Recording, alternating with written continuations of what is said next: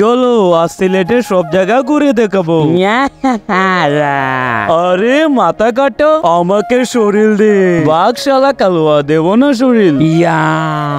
আরে আরে এটা কি হয়ে গেল আমার শরীর? শালা জলদি একে ঠিক কর। একে ঠিক করতে হলে আমার চুতে হবে। তাহলে চুয়ে দে। কিভাবে চুবো? আমার তো হাতি নেই। তুমি আমাকে যে কোনো মানুষের একটা শরীর এনে দাও, তাহলে তখন আমি তোর বন্ধুকে চুয়ে ঠিক করে দিতে পারবো। কোথায় যে পাই?